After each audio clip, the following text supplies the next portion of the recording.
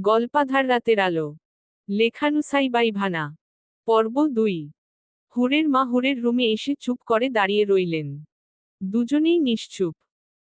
কিছুক্ষণ নীরবতায় কাটিয়ে সালমা বেগম বললেন, মারে, আমরা গরিব মানুষ, আমাদের কপালে এর চেয়ে ভালো কিছু আশা করাও ভুল। তুই যদি বিয়েটা করেনিস তাহলে তোর ভাইয়ের কিডনি পাল্টাতে পারবা, পোলাডারে বাঁচাইতে পারমু। তোর বড় বইনেরে যৌতুকের জন্য ঘরে ফিরাইয়া দিয়া গেছে, তারেও আবার তার শ্বশুর বাড়ি পাঠাইতে পারমু। তোর ছোট ভাইডারেও ভালো পড়া লেখা করাইতে পারমু। এখন তুই কি চাস? হুরের চোখ দিয়ে নীরব অশ্রু গড়িয়ে পড়ছে। নিজেকে সামলে নিয়ে বলে, মা, আমাদের ভাগ্য উপর থেকে ঠিক করা। যখন মাদ্রাসায় কালিমায় পড়ছি ইমানে মুফাসসাল সেখানে ছিল। ইমানে মুফাসসাল উচ্চারণ। আমানতু বিল্লাহি ও আমালাইকাতিহি ও কুতুবিহি ও রুসুলিহি ও আল ইয়াউমিল আখিরি ও আল কাদরি খৈরিহি ও আশাররিহি মিনাল্লাহি তাআলা ও আল বাছি বাদাল মাউত। অর্থ: প্রথমত আমি ঈমান আনলাম আল্লাহ তাআলার উপর। দ্বিতীয়ত ঈমান আনলাম তার ফেরেশতাগণের উপর। তৃতীয়ত ঈমান আনলাম তার কিতাব সমূহের উপর। চতুর্থত ঈমান আনলাম তার রাসূলগণের উপর। পঞ্চমত ঈমান আনলাম আখিরাতের উপর। ষষ্ঠত ঈমান আনলাম তাকদীরের উপর, তাকদীরের ভালো মন্দ আল্লাহ তাআলা পক্ষ থেকে হয়। সপ্তমত ঈমান আনলাম মৃত্যুর পর পুনরায় জীবিত হওয়ার উপর। তোমাকে অর্থ সহ শুনালাম। তার কারণ এখানে স্পষ্ট বলা আছে তাকদীরের ভালো মন্দ আল্লাহ তাআলা পক্ষ থেকে হয়। আর আমি এসবে পূর্ণ বিশ্বাস রেখেছি। তাই আমি এসব নিয়ে চিন্তিত না। চিন্তিত আমার আমল নিয়ে, কারণ একমাত্র নেক আমল পারে ভাগ্য পরিবর্তন করতে। তোমরা তোমাদের যা ভালো মনে হয় কর।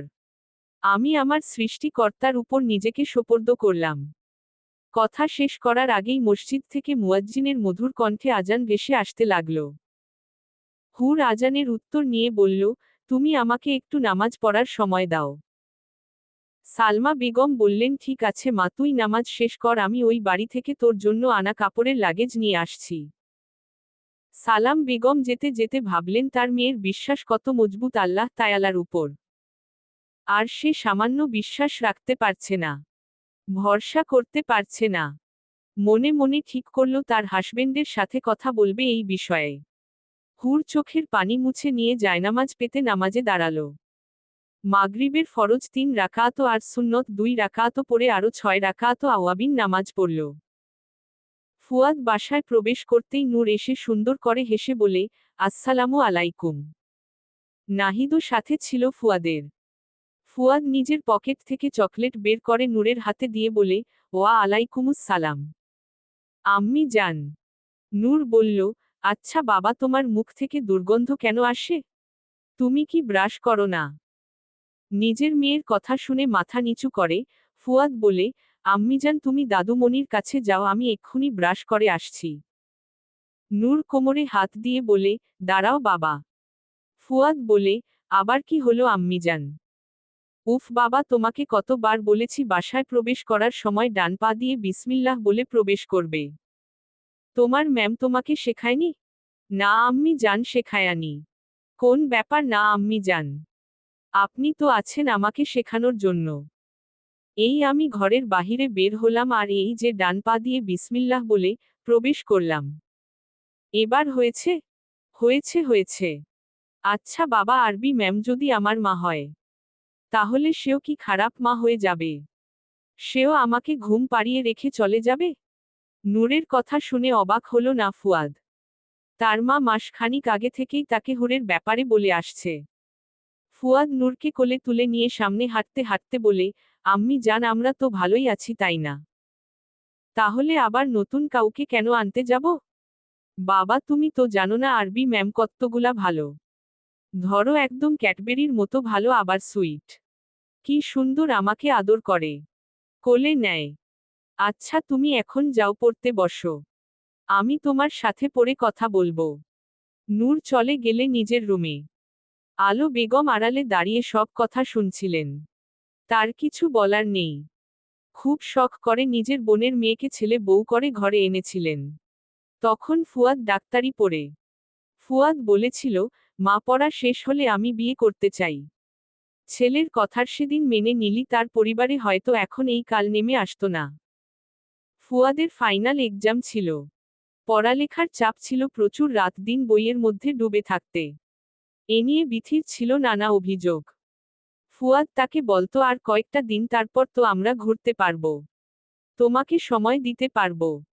পরীক্ষা শেষ হতেই ডিগ্রি অর্জন করতে ফুয়াদ পাড়ি জমায় আমেরিকায়। নতুন বউ রেখে ফুয়াদেরও যেতে ইচ্ছে করছিল না। বিথিকে কত আদরে বুঝিয়ে রেখে গেল। বিথির গর্ভে তখন ছোট নূর বেড়ে উঠছে। এসব ভাবতেই আলো বেগমের চোখ ভরে উঠলে। নূর আলে বেগমকে বলতে লাগলো, দাদুমনি দাদুমনি, এই দেখো আরবি ম্যামের ছোট ব্যাগ রেখে গিয়েছে, চল এটা দিয়ে আসি। এটা আমার কাছে দাও আর তুমি পড়তে বসো, কাল যখন আরবি ম্যাম আসবে তখন দিয়ে দেব, কেমন? আচ্ছা দাদুমনি, আমরা কেন যেতে পারবো না ম্যামের বাসায়? কারণ বাবা রাগ করবে এখন বাসা থেকে বের হলে। বাবা এত রাগ করে কেন?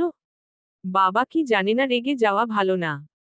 আলো বেগম জানেন নূর প্রশ্ন করা শুরু করলে প্রশ্ন করতেই থাকে। তাই নূরের প্রশ্ন এড়িয়ে যেয়ে বলে, তুমি পড়তে বসো, আমি তোমার জন্য মিল্কশেক বানিয়ে নিয়ে আসি, সাথে একটা চিপস নিয়ে এসো। আচ্ছা তুমি যাও, আমি নিয়ে আসছি। আলো বেগম হুরের ব্যাগটা খুলে দেখলেন তাতে টাকা। আলো বেগম বেশ চিন্তিত হলেন। হুর টাকাগুলো তার থেকে চেয়েছিল। হয়তো খুব প্রয়োজন টাকাগুলো হুরের। এখন কিভাবে হুরের কাছে টাকাটা পৌঁছে দেবে? দাঁড়িয়ে সেই চিন্তাই করছিলেন আলো বেগম। ফুয়াদ এসে বলল, মা আমার ক্ষুধা পেয়েছে, খাবার দাও। আলো বেগম বললেন, টেবিলে আয় দিচ্ছি। ফুয়াদ বলল, তুমি কি কিছু নিয়ে চিন্তিত মা? সেসব তোমাকে বলে লাভ নেই, তুমি খেতে আসো। আর হ্যাঁ, নিজে তো বিপথে গেছই, এখন নাহিদ ছেলেটাকেও বিপথগামী করছো। তুমি তো ভালো করে জানো আদিয়া নাদিরকে পছন্দ করে। আশকারি নিজের বোনের জন্য হলেও নাহিদকে তোমার পথে আনবে না। ফুয়াদ বলল, এসব চিন্তা বাদ দিতে বলো আদিয়াকে, আমি ওই পরিবারে ওকে কিছুতেই বিয়ে দিব না। আমি তোমাকে ইচ্ছের বিরুদ্ধে বিয়ে দিয়েছি, তাই এই ভুল দ্বিতীয় বার করব না। আমি চাই আদিয়া ওর নিজের পছন্দের মানুষকে বিয়ে করুক। এটা কিছুতেই হবে না। কারণ নাহিদের বাবা মাহতাব সাহেব নিজের হাঁটুর বয়সী একটা মেয়েকে বিয়ে করছে। এত নিচু আর ক্যারেক্টারলেস মানুষের বাসায় কিছুতেই নিজের বোনকে বিয়ে দেব না। আলো বেগম আর কথা না বাড়িয়ে খাবার দিয়ে নিজের রুমে যেয়ে বোরখা পরে নিচে এসে বলে, আমি একটু নূরের ম্যামের বাসায় যাচ্ছি, তুমি নূরের খেয়াল রেখো। নামাজ শেষে করে জায়নামাজ উঠিয়ে রাখতেই হুরের মা সালমা বেগম বললেন, এই নাও পেটিকোট আর ব্লাউজ পরে আসো। নূর বিনাবাক্যে সেগুলো নিয়ে ওয়াশরুমে চলে গেল। মাহতাব সাহেব দাঁত বের করে রুহুল সাহেবকে বললেন, একটা ফ্ল্যাট, আপনার ছেলের চিকিৎসা আর মাসিক খরচা ব্যবস্থা হয়ে যাবে। আপনার চাঁদের টুকরো মেয়েকে আপনি আমার হাতে তুলে দিচ্ছেন, আমি এতেই মহা খুশি। চলবে। গল্পটা কেমন লাগলো জানাবেন ও সাবস্ক্রাইব করতে ভুলবেন না প্লিজ।